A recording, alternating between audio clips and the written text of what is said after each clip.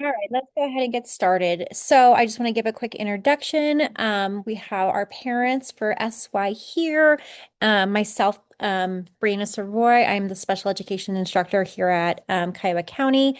Other presents, we have our gen ed teacher and interventionist for second grade, our admin representative, as well as our school psych. Just want to go over real quick. We did have consent for both our observation interview, our different assessments that we were given, as well as to discuss the meeting today with parents and all of the other staff involved in regards to SY. So a little bit about what happened, why we're here today. SY was referred to special education due to academic concerns through the team, through the process of SIT, and then reviewing data from both FastBridge data that is being taken at the district and progress being made both in the gen ed classroom and tiered level intervention services. So a little bit about SY, some of her strengths. She's very willing to try. She makes a great rapport with, oh, might help if I share my screen with you guys. Sorry about that. Okay, there we go. All right, so different strengths that we have now that you can see. And then there's our signatures. So we have very willing to try and make a good rapport with different individuals that she's working with. Um, she has a very nice score and does really well in the classroom with written expression. She has a nice sentence and writing fluency when asked to do areas of that, as well as her reading comprehension through STAR testing is also um, pretty nice. It's got a very nice score, and that reflects over with the Woodcock Johnson that we did. Areas of weaknesses through these different forms that we looked at and observed was her reading fluency, specifically her sentence reading fluency portion of that. Her word attack score when looking at words in isolation, and then also her attention. We did a time sampling for off task. As well, but that and also correlates with her ADHD diagnoses.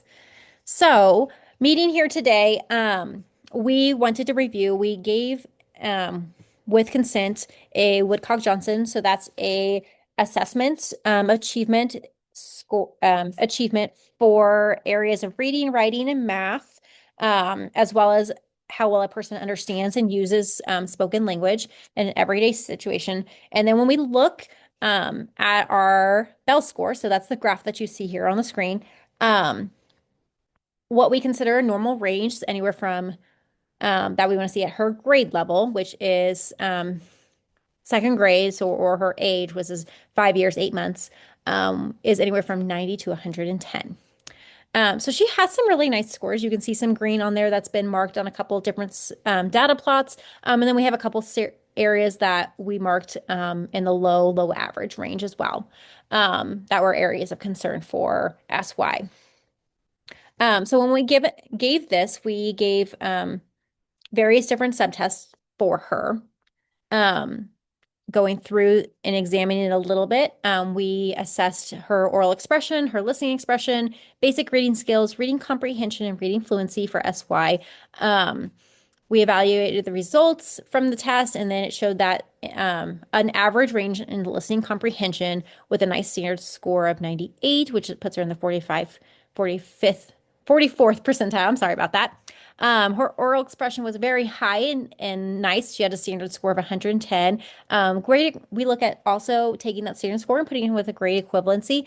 That puts her where she would fall with what grade level. So with that nice standard score in her oral expression, she's at a grade level of a 3.1 or third grade 1 month. So a really nice area of that. Another area that we saw that was in an average range, which was our reading comprehension with a standard score of 96. That puts her in the 39th percentile as well. And then we dig in more and we find a couple of areas of concern, starting with her basic reading skill and reading fluency. Her basic reading skill was in the low average range with a standard score of 89. That puts her in the 22nd percentile. And then we look at her reading score and her subtest for her overall standard score.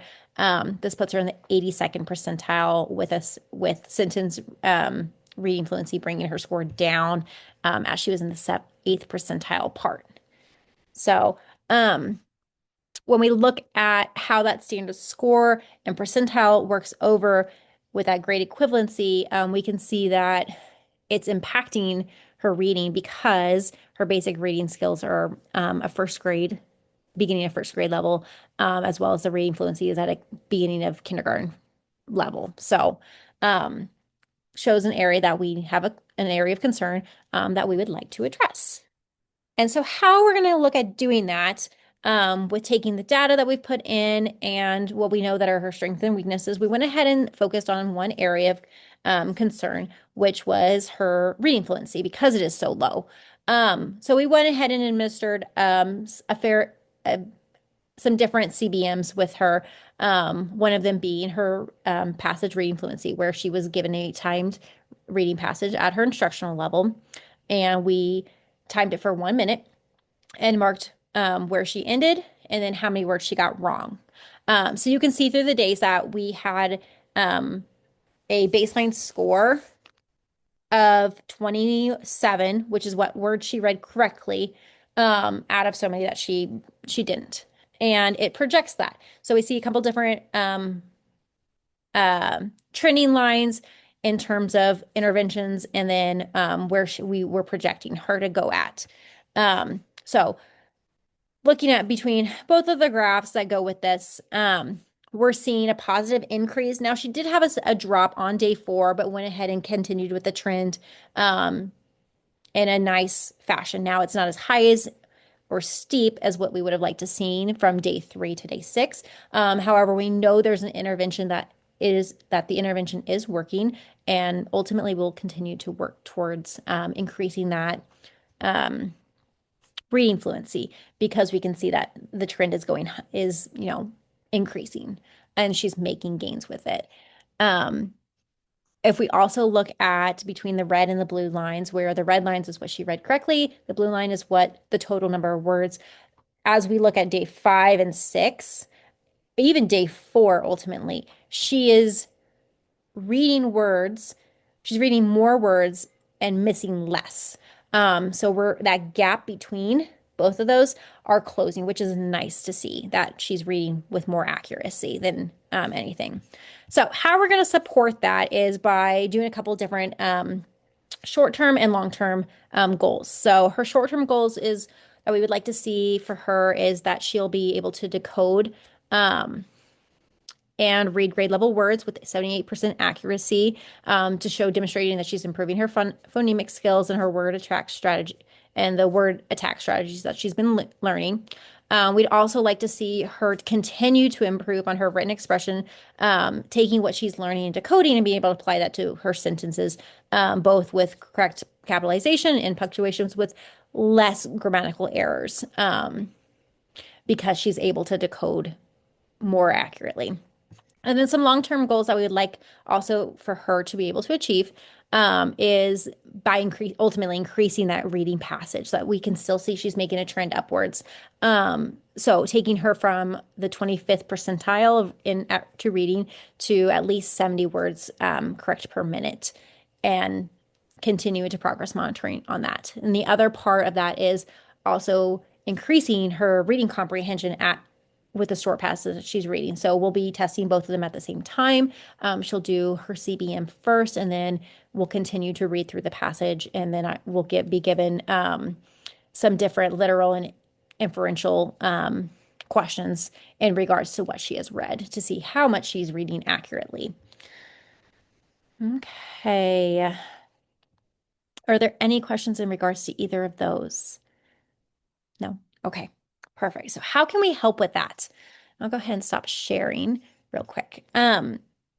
Ultimately, we can do what we can here at the school, and we'll continue to make modifications and accommodations in regards to her reading, and especially her ADHD diagnoses to help support her, but also seeing that it's being supported at home. So when we're reading things, continue to read at home. I like to always tell parents to chunk some of that reading so that they're not just having to do it all independently. I like to say pick out 3 books. The first book that they're going to read is independently. It's at their level. They can read it with minimal support and understand it.